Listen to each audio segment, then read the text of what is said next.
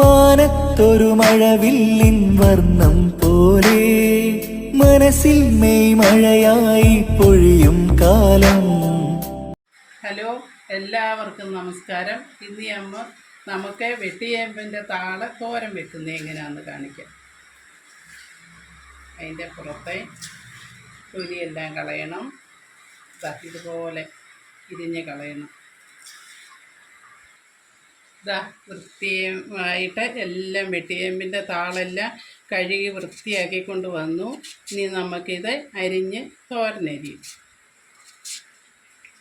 തോരൻ വെക്കാം. ഇത് ഞാനൊന്ന് അരിഞ്ഞെടുക്കട്ടെ.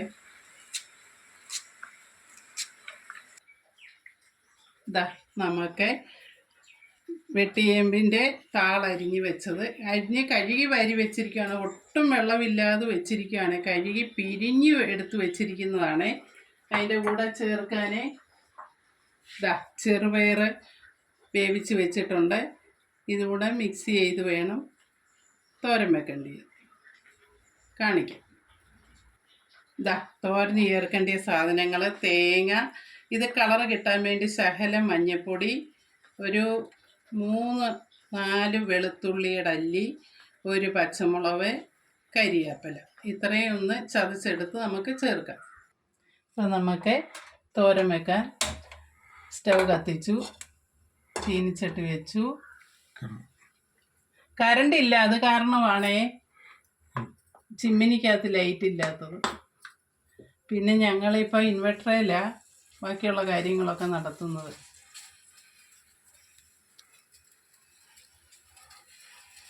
ഇത് ചീനിച്ചട്ടി, ഇത് കട്ടി കുറവുള്ള ചീനിച്ചട്ടി, അത് കാരണം സിമ്മിലിട്ടിട്ടാണ് എല്ലാം ചെയ്യുന്നത്.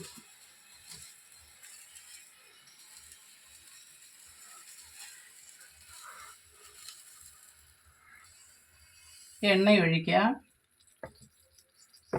വെളിച്ചെണ്ണ ഒഴിച്ചു.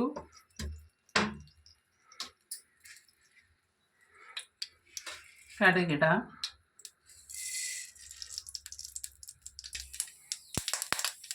നമുക്ക് കടുക് പൊട്ടി മുളകിടാം. കരിവേപ്പില ഇടാം.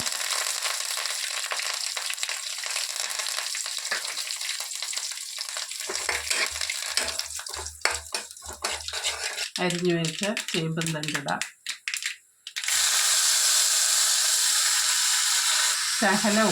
നമുക്ക് ശകലം ഉപ്പിട്ടാൽ മതി.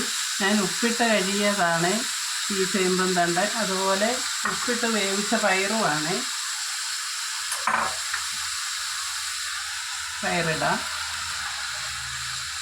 ശകലം മുളക് പൊടി ഇടാം.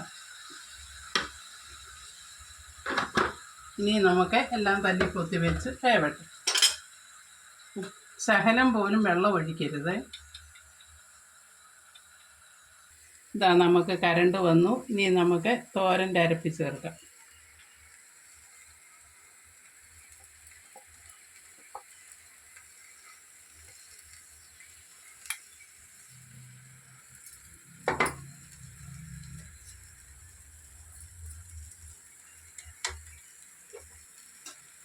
നമുക്ക് മിക്സ് ചെയ്തെടുക്കാം.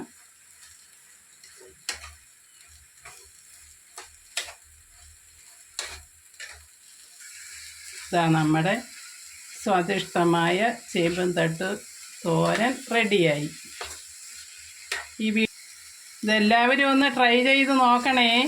വീഡിയോ കണ്ട് ഇഷ്ടപ്പെട്ടെങ്കിൽ എനിക്ക് സബ്സ്ക്രൈബ് ചെയ്യണേ, കമൻ്റ് ഇടണേ.